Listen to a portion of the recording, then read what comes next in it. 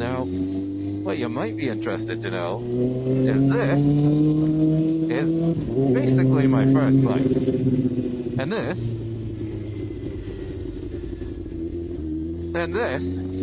is my first season. In fact, I only just passed my full motorcycle license. Oh, look, a friend! Hello, friend! Give the wave. I only just passed my full motorcycle license, but weeks ago. Now, the question has been asked a lot.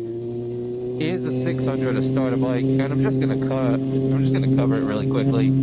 Absolutely, it's a starter bike if you have a little bit of age behind you. So, if you're 21, I'm sorry to say, I don't really recommend it.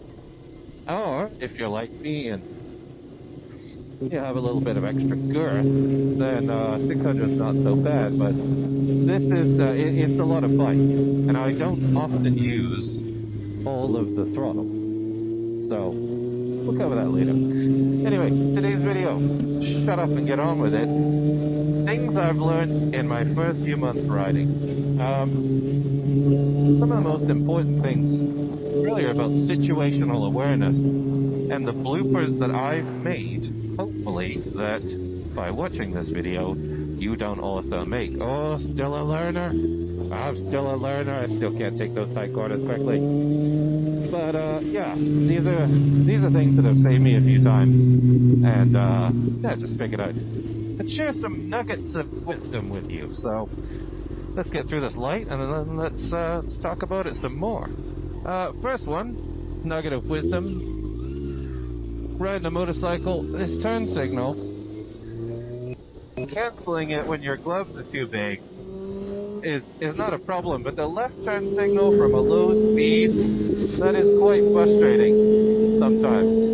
I never thought that this would be an issue. Most certainly, it is a point of annoyance, perhaps, not an actual issue, so much to say. Speed. I should probably slow down a little bit here because that is quite a bit above the speed limit. It is so easy to go quick. In fact, on a 636, you're really, the bike is kind of not happy with you if you're going slow.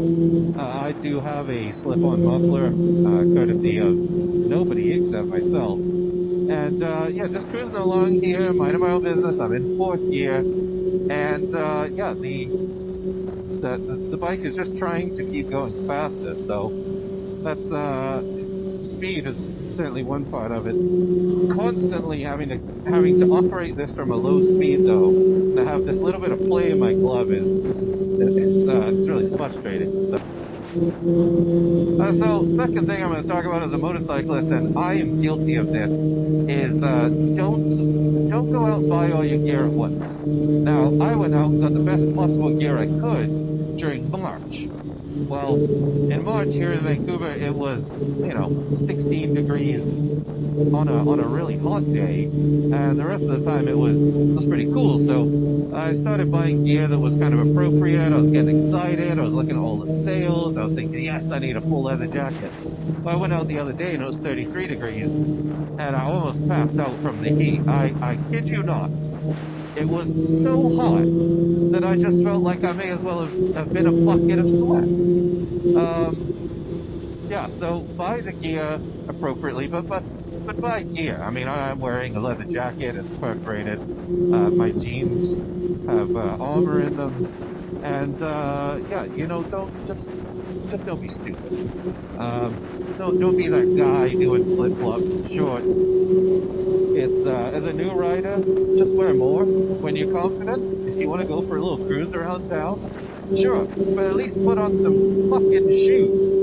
Don't just be out there in bare feet on a super sport.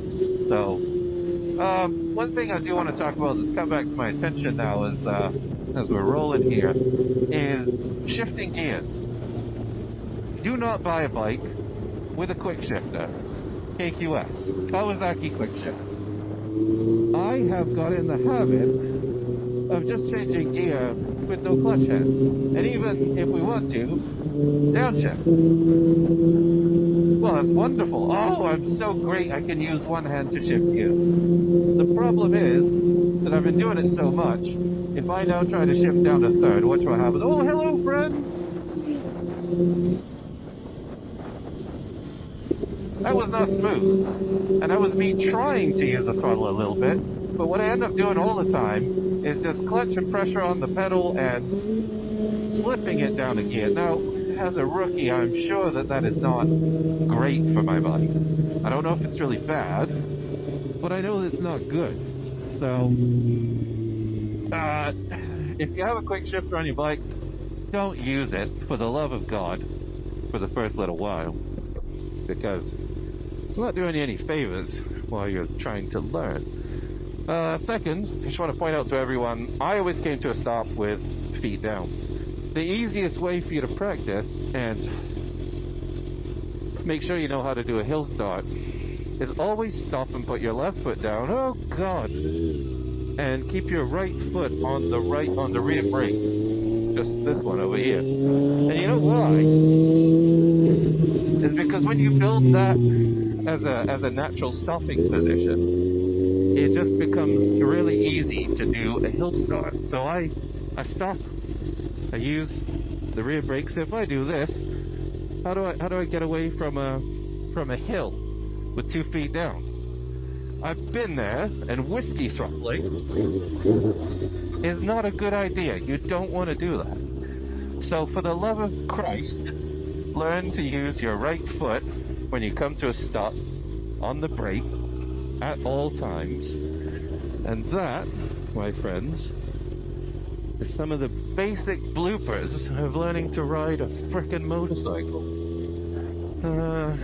Let's get a coffee and then continue. Oh look, I've left my turn signal on again like a complete fucking rookie. Wonderful.